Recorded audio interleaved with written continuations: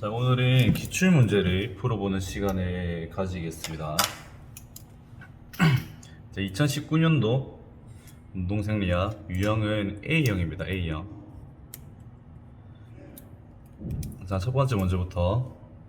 자, 보기에서 설명하는 운동훈련의 원리. 이것은 1장에서 배웠던 내용이죠. 1장에서 배웠던 내용인데, 그래서 운동훈련에 의한 효과는 운동량이 일상생활 수준보다 높을 때, 부하가 강할 때 일어난다. 운동량, 운동 빈도, 강도, 지속 시간을 증가시킴으로써 늘릴 수 있다. 어떤 설명이죠? 과부하의 원리이죠. 이거랑 조금 비슷한 원리가 이제 점진성의 원리라고 있습니다. 있는데, 과부하는 어느 일정 수준보다 한 번, 이 부하보다 더 과하게 한 번 정도 과하게 주면은 된다고 하는 것이 과부하의 원리인데, 점진성의 원리는 어떤 느낌이냐면은 한 번 과부하를 주고요, 또 어느 정도 적정 기간이 지나면 정체가 되겠죠. 그러면 다시 한 번 더 과부하를 주고 점진적으로 계속해서 부하를 증가를 시켜줘야 된다는 것이 점진성의 원리입니다. 이 구간만 봤을 때는 그것은 과부하의 원리인데, 이거를 전반적으로 조금 더 길게 보는 거죠. 길게 보면은 이게 점진성의 원리. 점진성의 원리를 문제를 낼 때는 뭐 점진적으로 라는 말이 나올 거예요. 그래서 지금 이번에 1번의 답은 3번이 됩니다. 3번. 자, 다음 2번. 근섬유의 형태에 따른 특성으로 적절하지 않은 것은 지근과 속근이네요. 지근은 뭐죠? 유산소, 그 다음에 속근은 무산소성이죠. 자, 유산소성인 근섬유는 무산소에 비해 모세혈관의 밀도가 높다. 맞죠? 산소를 조금 더 활성화 시켜야 되니까 산소를 운반해주는 그 통로가 되는 모세혈관의 밀도가 높아야만 하죠. 지근은. 맞는 설명. 자, 두 번째. 지근의 속근에 비해 미토콘드리아 수가 많다. 이것도 맞죠? 에너지 대사 총 4가지 중에서 유산소성 해당 과정과 그 다음에 베타 산화 과정이 유산소 과정인데요. 이 두 가지는 전부 다 미토콘드리아 안에서 일어납니다. 그렇기 때문에 유산소성인 이제 지근 섬유에는 미토콘드리아의 수가 더 많아야겠죠. 자, 그리고 3번. 속근은 지근에 비해 ATPase의 활성도가 높다. 이것은 일단 문제를 풀 때 이거는 저희가 설명을 들어본 적이 없기 때문에 일단은 세모를 칩니다. 자, 그리고 속근은 지근에 비해 피로에 대한 저항성이 높다. 피로, 젖산. 속근이 지근에 비해서 젖산이 더 많이 쌓이죠. 그러면은 저항성은 떨어지죠. 피로가 더 많이 쌓이기 때문에.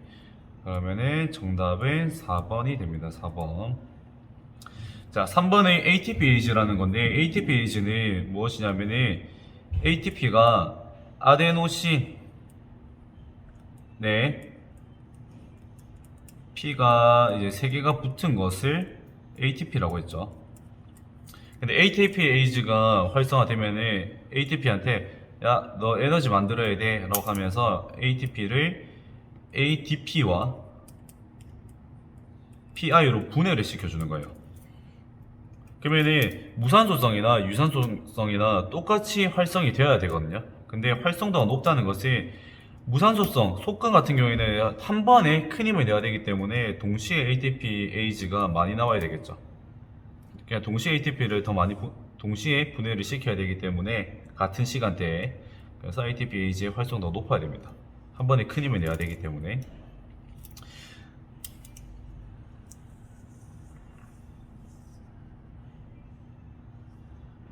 자, 다음은 3번.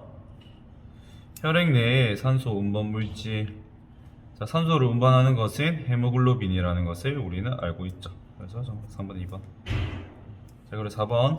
고강도 운동 중 젖산 역치가 발생하는 원인으로 적절하지 않은 것은, 이것을 풀기 위해서는 우리는 젖산 역치라는 것을 알아야 합니다.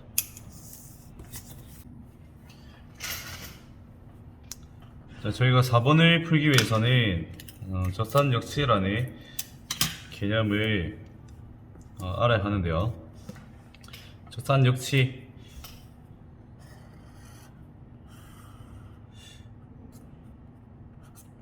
우리가 운동 강도가 증가하면 증가할수록 유산소성인 대사 과정에서 무산소성 대사 과정으로 바뀌죠. 강도가 증가함에 따라서요. 자, 그리고 여기는 이제 젖산이고요.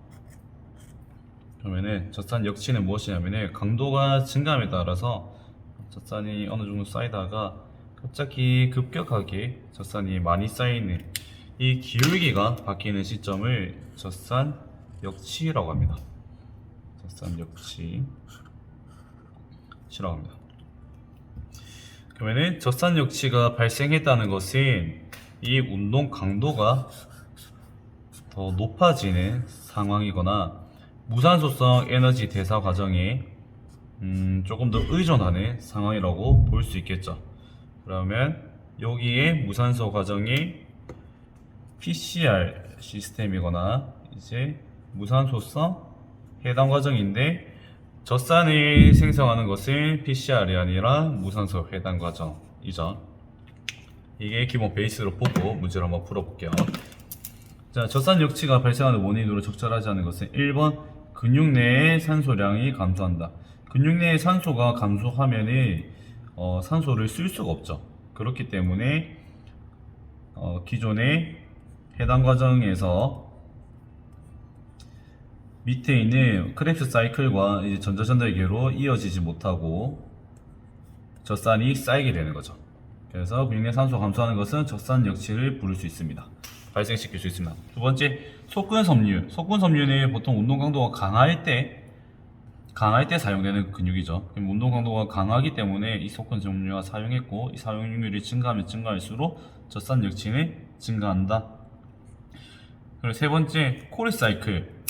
코리사이클이라는 것이 뭐냐면은 이 락테이트가 이 젖산이 파이루웨이트로 되고 파이루웨이트가 다시 글루코스로 합성하는 것을 코리사이클이라고 합니다. 이 과정이 간에서 일어나요. 이것을 코리사이클입니다. 그럼 코리사이클이 증가하면 당연히 락테이트는 해소가 되겠죠. 네, 글루코스 포도당으로 합성이 되기 때문에. 그래서 코리사이클 증가는 틀린 설명이고요. 그리고 4번 무산소성 해당 과정 의존율이 증가한다. 무산소 해당 과정 의존율이 증가하게 되면 젖산이 많이 쌓일 수밖에 없다. 그래서 4번의 답은 3번이 됩니다.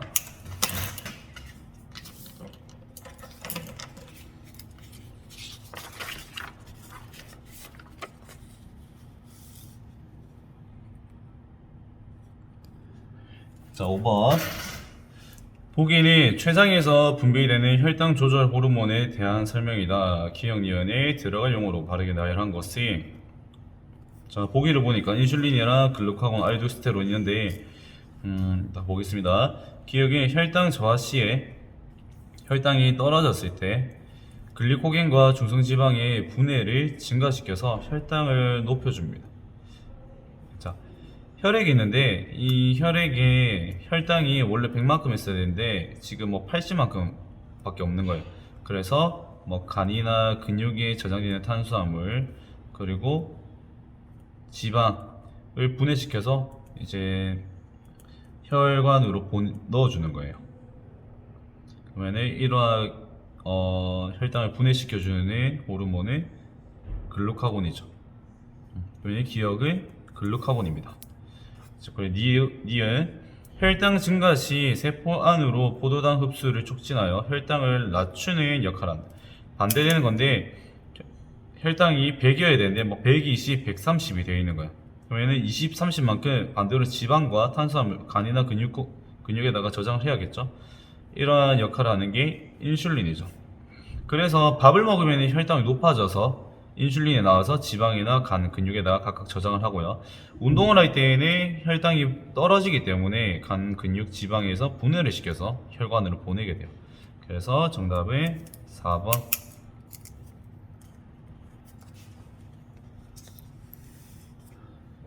자, 이번에는 6번. 건강체력 요소가 아닌 것은 건강체력 요소 하면은 제가 뭐를 생각하고 있죠? 헬스장.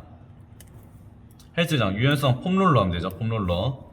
그리고 신체 구성, 이거는 인바디로 알 수 있죠. 그리고 심폐지구나 러닝머신 타면 되죠. 근데 순발력이 이제 헬스장보다는, 물론 헬스장에 할 수 있습니다. 하지만 헬스장보다는 밖에 필드, 뭐 축구 경기장 이런 데가 더 필요한 거죠.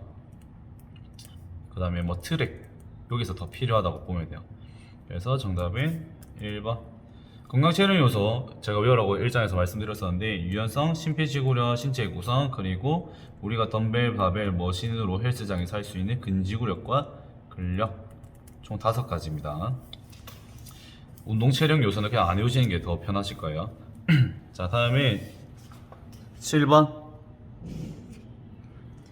고지대에서 산에서 장기간 노출 시 나타나는 생리적 현상으로 적절하지 않은 것은, 고지대 산에서 이제 장기간 노출했던 거는 무슨 말이죠? 산소를 이용하는 효율이 증가됐다는 거죠. 산소 이용하는 효율이 증가하면은 적혈구의 수는 당연히 증가하죠. 적혈구 안에 헤모글로빈이 있고, 헤모글로빈이 산소를 운반해 주니까. 그리고 혈액의 산소 운반 능력이 향상을 하겠죠. 그리고 근육의 모세혈관 밀도가 감소하면 산소를 잘 전달할 수 없죠. 그러면 바로 정답은 3번. 4번 같은 경우에는 주어진 절대 강도 운동 시에 폐 환기량이 증가하면서 상대적으로 운동 강도를 낮게, 상대적으로 느끼는 운동 강도가 낮아지는 거죠. 폐 환기량이 증가해서 산소를 이용을 충분히 잘 해주니까. 그래서 4번도 맞는 설명입니다. 이게 뭔가 카메라 줌 맞추기가 좀 어렵네요. 자, 8번 문제. 기억과 니은에 들어갈 용어를 바르게 나열한 것은 신경계는 중추신경계와 말초신경계로 구분되는 게 맞습니다. 그럼 말초신경계 중에서 자율신경계는 흥분성, 자율신경계가 뭘로 나뉘죠? 보기로 보니까 교감신경, 부교감신경, 뭐 원심도 부심신경인데 교감신경, 부교감신경으로 나뉘어요. 자율신경계는. 근데 교감신경이 뭐예요? 운동할 때 나온다 했죠. 그래서 액티베이션을 시켜주는 교감신경이 흥분성, 억제성은 잠잘 때 나오는 게 부교감신경. 그래서 정답은 1번.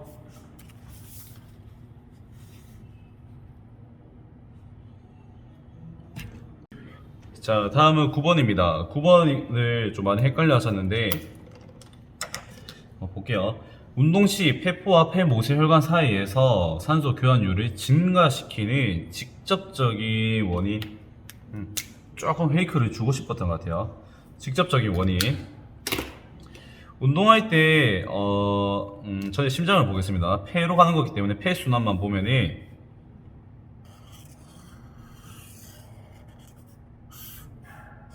폐 순환이 오심실에서 시작하죠.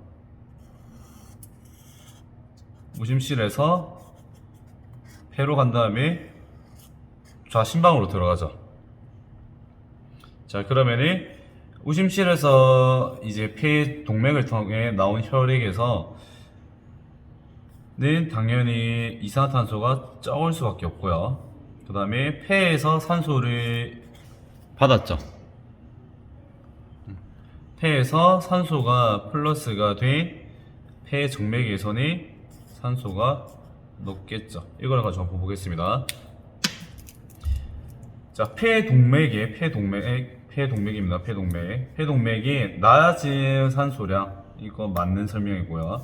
자, 폐동맥이 높은 산소량 틀린 설명이죠. 폐정맥이 낮은 산소량 높죠. 자, 폐정맥이 높은 산소량. 자, 이 두 가지를 가지고 고민하시다가 4번으로 선택하셔가지고 틀리신 분들이 엄청 많아요. 근데 페이크가 직접적인 원인이죠. 몸은 항상성입니다. 자, 내가 산소를 100만큼 가지고 있었는데 이것보다 떨어지죠. 그렇기 때문에 산소를 몸으로 가져오는 거예요. 내가 배가 고파야지만 누가 음식을 갖다 줘도 먹겠죠. 배가 부른데 음식 갖다 주면 누가 먹습니까? 안 먹겠죠. 마찬가지, 우리 혈액도 마찬가지. 폐 동맥을 통해 가지고 산소가 많이 없으니까 폐에 가서 산소를 달라고 한 거죠. 그래서 산소를 먹은 거예요. 그 결과 폐 정맥에서는 산소 분압이 높아진 겁니다. 그렇기 때문에 직접적인 원인은 폐 동맥의 낮은 산소량이 됩니다. 9번은 그렇습니다. 자, 다음 10번. 보기에서 제시된 근수축 과정을 단계별로 바르게 나열한 것이, 자, 이런 기억, 니은, 디귿, 리은 문제가 있으면 먼저 앞라인을 보세요. 보기 보니까 기억, 니은, 디귿, 리은 다 다르죠. 근데 뒷라인에 보니까 리을이 두 개예요. 그러면은 정답은 2번과 3번에 있을 가능성이 매우 높아요. 자, 그러면 2번이랑 3번이랑 비교를 할 때 제일 앞에 있는 니은이랑 디귿, 이거 두 개만 한번 비교를 해볼게요. 근영지 사망에서 칼슘 이온이 분비가 된다. 그 3번 축삭 종말, 축삭이라는 것은 신경세포죠. 신경세포에서 아세틸콜린으로 방출이 된다. 자, 여기 근육이에요. 이게 근섬유입니다. 근섬유가 있는데 여기에 신경이 도착을 해서 아세틸콜린이 방출이 되는 거예요. 그러면은 이거는 신경에서 일어나는 것이고 얘는 근육에서 일어나는 것이죠. 그러면 뭐가 먼저죠? 디귿이 먼저죠. 그러면은 3번 체크를 하고 확인을 하는 겁니다. 디귿, 축삭 종말에서 아세틸콜린 방출한다. 그리고 다음은 기억이죠. 근육세포의 활동 전이 발생, 활동 전이는 이제 신경 전달 자극을 시켜줄 수 있게 만들어주는 거죠. 근육세포에 신경을 전달해준다. 니은 근영지 세망에서 칼슘 이온이 분비가 된다. 맞죠? 그리고 마지막 리을이 ATP 분해에 따른 근세사 활주 시작. 그러면은 정답은 3번. 자, 다음 11번. 운동 시 비훈련자의 심혈관계 변화로 적절하지 않은 것이, 자, 최대 강도까지 운동 강도에 비례해서 심박수는 증가한다. 보니까 심박출량에 대한 문제입니다. 심박출량. 심박출량을 1의 박출량 곱하기 심박수. 자, 운동하면은 우리가 최대 강도까지 겁나 빡세게 뛰면은 심박수가 당연히 증가하죠. 그리고 몸에서 요구하는 혈액량이 증가하기 때문에 심박출량은 당연히 증가하죠. 근데 이제 최대 강도까지 운동 강도에 비례해서 최대 강도까지가 아니라 1의 박출량을 40에서 60%까지 향상이 되고 이 이후로는 정체가 된다고 제가 6장에서 설명을 드렸습니다. 정답은 3번인데 4번 최대 강도까지 운동 강도에 비례해서 동정맥 산소차. 동정맥 산소차는 뭐예요? 동맥과 정맥이 각자 가지고 있는 산소 그 차액을 말하는 겁니다. 차액. 그러면 내가 운동을 열심히 하면 열심히 할수록 많이 하면 많이 할수록 그 산소를 많이 썼다는 말이기 때문에 이 산소의 차이는 증가할 수가 있겠죠. 그래서 1번, 2번, 4번은 맞고 3번은 틀린 설명입니다. 자, 다음에 12번. 보기에서 제시된 운동 단위에 대한 설명 중 옳은 것이, 이것도 보기를 한번 봅니다. 보니까 기억이 3개고 니은이 3개고 디귿이 2개. 자, 보시면은 출제자들이 여러분들이 문제를 쉽게 맞추길 원하지 않아요. 틀렸으면 좋겠어요. 그래서 뭔가 정답이 될 것 같은 두 가지를 계속 애매하게 보기에 집어넣을 거거든요. 보니까 기억이 3개고 니은이 3개라는 것은 기억, 니은은 무조건 정답일 확률이 높다는 거예요. 그러면은 기억, 니은이 둘 다 들어가 있는 2번, 4번 중에 정답이 있을 가능성이 매우 높습니다. 그러면 디귿만 봅니다. 자극 비율이 낮은 운동 단위에서 자극 비율, 운동 단위가 낮은 근육은 정교한 움직임에 적합하다. 맞죠? 운동 단위 큰 애들은 뭐예요? 대퇴근, 뭐 가슴근, 대흉근, 그다음에 승모근 같이 한 번에 큰 힘을 내는 애들이 이제 운동 단위 자극 비율이 높은 애들이고요. 자극 비율 낮은 애들은 이거 손가락 움직이는 애들, 정교한 움직임 가능하게 만든, 젓가락질 가능하게 하고 하는 것들이 운동 단위 낮은 근육이죠. 낮은 것이죠. 그러면은 정답은 4번. 1 확률이 매우 높다고 체크를 해놓고 기억과 니은을 봅니다. 마음 편하게. 하나의 운동신경이 그 신경에 의해 지배되는 근육 섬유들로 정의된다. 맞죠? 근육 섬유들이 많으면 운동 단위가 큰 거고 적으면 운동 단위가 적은 거죠. 자, 니은 운동신경에 연결된 근섬유 수가 많을수록 큰 힘을 내는데 유리하다. 제가 여기 앞에서 설명한 걸 맞죠? 설명했었죠. 그러면 정답은 4번이 됩니다.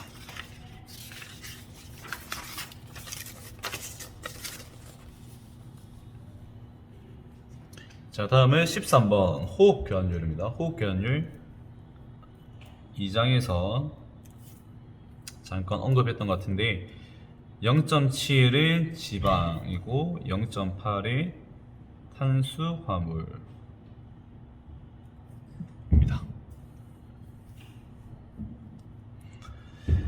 보겠습니다. 호흡 교환율 0.8이네요. 0.8이라는 것은 약간 지방에 조금 죄송해요. 탄수화물이 0.8이 아니고 1.0이에요. 1.0. 자, 0.8이라는 것은 탄수화물보다는 지방에 조금 가깝죠. 0.8이. 이거 염두에 두고 문제를 볼게요. 이산화탄소 생성량이 산소 소비량보다 많다. 자, 호흡 교환율은 CO2 생성이 된 것을 산소를 섭취한 양으로 나눈 값이에요. 자, 이산탄소 생성량, 그러니까 분자가 분모보다 크면은 1보다 커지죠. 그러면은 일단은 수학적으로도 이거 맞지 않은 설명입니다. 자, 2번 에너지 대사의 주 연료로 지방을 사용하고 있다. 0.7에 가깝기 때문에 지방을 사용하고 있다. 주 연료로입니다. 100% 쓰는 게 아니고. 자, VO2max의 80% 이상의 VO2max는 최대 산소 섭취량인데 이것을 모르더라도 고강도 운동을 수행하고 있다. 고강도 운동이라면 1.0에 가까워져야겠죠. 이거는 틀린 설명이고요. 자, 4번 에너지 대사 연료로 탄수화물은 전혀 사용되지 않고 있다. 탄수화물이 전혀 사용되지 않거나 지방이 전혀 사용되지 않는 경우는 거의 없습니다. 그리고 에너지 대사의 연료로 탄수화물 전혀 사용되지 않고 있다고 하려면 호흡 교환율의 값이 0.7이어야 해요. 그래서 틀린 설명. 정답은 2번입니다. 자, VO2max의 80%, VO2max가 뭐랑 같은 단어냐면 최대 강도랑 같은 거예요. 최대 강도의 80% 이상의 고강도 운동. 또 이제 VO2max라는 단어가 나올 수 있으니까 당황하지 마시고 문제 풀어주시면 되세요. 자, 다음에 14번 장기간의 규칙적인 유산소 훈련에 따른 육상부인가봐요. 유산소 훈련에 따른 생리적 적응 현상으로 적절하지 않은 것은 적응 현상입니다. 유산소.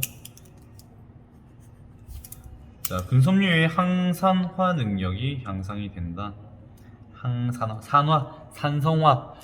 몸의 운동 강도가 증가함에 따라서 이제 수소이온들이 늘어나면 늘어날수록 이것을 산성화된다고 하죠.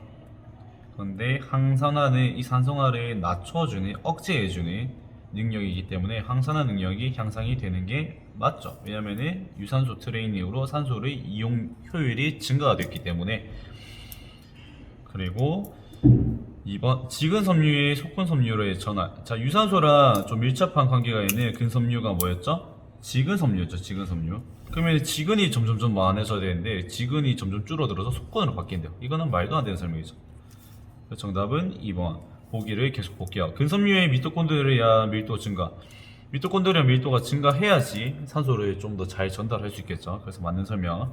4번 최대한 운동 중에 지방 대사 능력이 향상입니다. 지방 대사는 유산소 운동에 많이 사용되죠. 유산소 운동에서만 사용되죠. 그래서 맞는 설명. 그래서 정답은 2번. 자, 15번 호르몬 문제. 부신수질로부터 분비가 중 부신수질 뭐 있었더라? 기억이 안 나면은 다음으로 넘어갑니다. 그냥 바로. 자, 그러면 간과 근육의 글리코겐 분해를 촉진시킨다. 간, 근육, 글리코겐을 분해를 한다면은 분해를 하기 때문에 당연히 운동 중에 사용이 되구나. 그리고 심박수와 심근의 수축력을 증가시킨다. 뭔가 몸에서 혈액이 많이 필요할 때 사용이 되구나. 그러면은 이거는 교감신경이 활성화될 때고 운동 상황이고 뭔가 액티베이션이 되고 있는 상태구나. 보니까 자, 1번 보기는 에스트로겐 여성 호르몬이죠. 자, 2번 에피네프린. 에피네프린은 우리가 카테코라민이라고 해서 에피네프린, 노르에피네프린, 도파민 이 세 가지 운동할 때 뭐 액티베이션 된다고 말씀을 드렸었고, 에피네프린은 교감신경에 의해 이제 활성화된다고 말씀을 드렸었죠. 그러면 정답이 2번인 확률이 매우 높아요. 자, 3번 성장 호르몬. 성장 호르몬은 간과 이제 근육 다시 탄수화물과 단백질을 합성을 시켜주고요. 지방을 분해시켜줍니다. 그렇기 때문에 성장 호르몬 틀린 설명. 갑상선 자극 호르몬을 갑상선에 자극해주고 여기 있죠. 정답은 2번. 부신수질에서 나오는 호르몬은 제가 방금 말씀드린 카테콜아민이라고 해서 에피네프린, 노르에피네프린, 도파민 이 세 가지입니다. 만약에 분위 수식에서 나오는 호르몬 외웠다면은 첫 번째 동그라미에서 바로 2번을 체크할 수 있었겠죠. 자, 다음 16번. 자, 지방에 대해서 물어보는 문제입니다. 지방에 유리지방산의 형태로 지방조직과 골격근 등에 저장이 된다. 헷갈릴 수가 있어요. 유리지방산이 지방과 뭐 골격근 등등 여러 군데 혈관 이런 데 다 끼어 있긴 해요. 근데 그 형태로 저장이 되어 있는 건 아니에요. 지방에 중성지방 형태로 저장이 되고요. TG가 이제 트리글리세라이드라고 해서 중성지방인데, 이 중성지방에 글리세롤 하나와 그리고 3개의 유리지방산으로 이루어집니다. 그러면은 유리지방산이라는 것은 지방이 분해된 형태죠. 그렇기 때문에 기억은 틀린 설명. 그러면은 기억 2개 날리고, 디귿은 볼 필요 없고 니은이랑 리을만 보면 되네요. 자, 니은 중성지방의 탄수화물이 고갈되더라도 에너지원으로 사용되지 않습니까? 아니죠. 베타 산화 과정을 통해서 ATP를 엄청 많이 만들어내죠. 그러면은 디귿 니은 확실하지만 한 번 더 보겠습니다. 중성지방을 리파즈에 의해 지방산과 글리세롤을 분해낸다. 얘네들이 중성지방을 이렇게 분해를 시켜주는 효소가 리파즈입니다. 맞는 설명. 그리고 4번 운동 강도가 증가함에 따라 에너지 생산을 위한 주 연료는 지방에서 탄수화물로 전환이 된다. 맞죠? 자, 17번 문제. 보기에서 설명하는 근육기관이, 자, 골격근에서 발견된다. 근육기관이기 때문에 당연히 골격근에서 발견되죠. 자, 이번 근육의 길이를 감지한다. 이건 3장에서 배웠던 고유 수용 감각기에 대한 설명이구나. 고유 수용 감각기에는 골직원 기관이라고 하는 GTO랑 머슬 스핀들이라고 하는 이제 근방추가 있었죠. 근데 GTO는 장력을 감지를 하고요. 머슬 스핀들이 근육의 길이를 감지를 했죠. 이걸 제가 3장에서 꼭 그냥 이거 2개만 외우라고 말씀드렸었는데, 근육의 길이를 감지한다고 했으니까 그냥 근방추 찾으면 돼요. 그냥 찾기 쉽죠? 근방추. 한글 읽을 줄 아니까 바로 17번 체크. 자, 18번. 운동 후 초과 산소 섭취량입니다. 이건 좀 설명이 들어가야 돼. 자, EPOC라고 하는데, 운동 후에 초과로 산소를 섭취한다는 말이에요.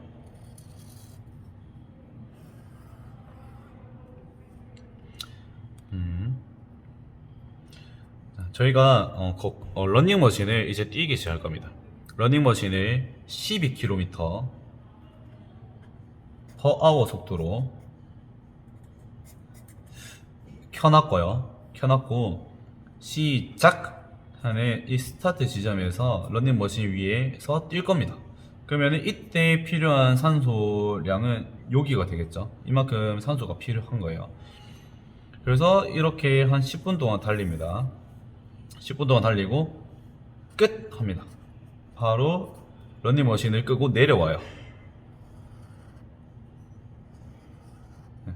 그러면은 저희가 상식적으로 생각했을 때 시작 해서 끝 하면은 이 정도만큼 이렇게 산소 섭취량이 나와야 하는 게 맞잖아요. 근데 연구를 해서 실적 계산 실험을 통해서 보니까 시작했는데 서서히 올라왔어요. 얘가 산소 섭취는 서서히 올라옵니다. 그리고 끝 하면은 산소 섭취량이 뚝 떨어질 줄 알았는데 들어가다가 쭉 해서 이렇게 계속해서 한 30분에서 1시간 가량 계속해서 산소를 섭취를 해주는 거예요. 그래서 운동 후에도 초과적으로 산소를 섭취를 해주더라 해서 운동 후 초과 산소 섭취량, 이것을 EPOC라고 합니다. C. 근데 이것이 잘 보니까 경사가 급격하게 떨어지는 구간이 있고요. 그 다음에 이제 천천히 떨어지는 구간이 있는데, 이 빨리 떨어지는 구간을 빠른 영역, 그 천천히 꺾이는 구간이 느린 영역이라고 해서 이 빠른 영역은 2분에서 3분 정도, 느린 영역은 한 30분까지 가더라. 얘네들이 왜 산소를 계속 섭취하는가 봤더니 고강도 운동할 때 우리 운동을 하면 심박수가 엄청 많이 높아지죠. 그리고 혈압 자체도 엄청 높아지고요. 그리고 몸에 있는 체온도 높아지고요. 그리고 지금 호르몬들이 또 난리가 나 있죠.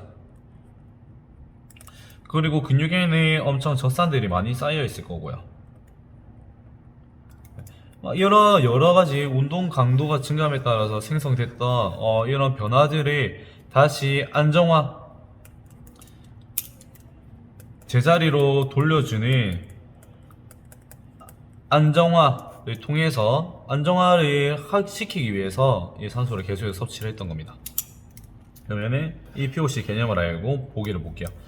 운동 중에 증가한 혈압이 감소, 운동 중에 증가한 혈압을 감소시키는 거, 그리고 운동 중에 증가한 젖산을 제거하는 거, 운동 중에 증가한 체온을 낮추는 거, 운동 중 증가한 산소를 제거하지 않죠. 운동 중에는 산소가 증가합니까? 운동 중에 산소를 계속 썼기 때문에 감소해져 있죠. 그래서 만약에 APOC를 모른다고 해도 그냥 보기만 봤을 때 운동 중에 혈압 증가하는 거 알고 젖산이 증가하는 것도 알고 체온이 증가하는 거 아는데 운동 중에 산소는 증가하는 게 아니고 쓰기 때문에 줄어들죠. 그래서 EPOC라는 개념 모르더라도 보기만 잘 보시면은 정답을 찾을 수 있었던 문제입니다.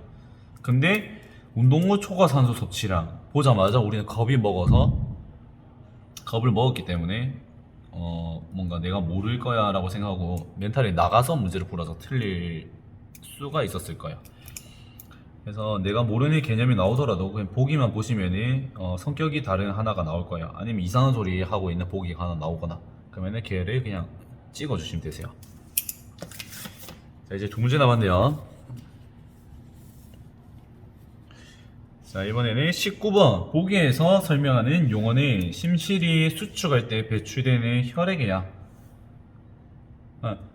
이거 심박출량 관련된 내용인데 사실 심박출량은 1회 박출량 곱하기 심박수인데 심박출량이라는 것은 1분 동안 심장에서 품어져 나온 혈액의 총량이거든요. 근데 심실이 수축할 때 배출되는 혈액의 양이라고 했으니까 뭔가 애매모호해요.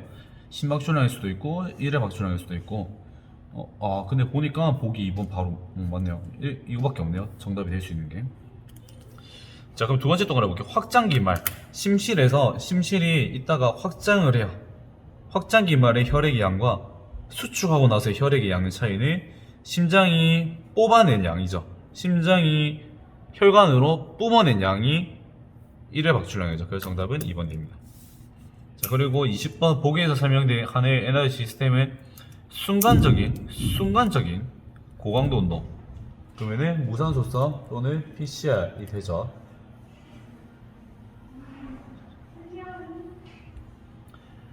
그래서 두 번째 동그라미 무산소성 해당 과정 아니면은 PCR 시스템인데 운동 시작 시기에 가장 빠르게 에너지를 생산하는 방법 가장 빠르게이기 때문에 PCR이죠. 보면은 1번. 이것도 헷갈린다. 자, 정답은 하나밖에 될 수가 없는데 2번 무산소성 해당 과정과 젖산 시스템이 같은 거죠. 그러면 이건 둘 다 아니란 말이에요. 정답이. 자, 4번 산화적 인산화 얘는 운동 강도가 낮을 때 사용되는 거죠. 그래서 4번도 아니죠. 정답은 1번이 됩니다.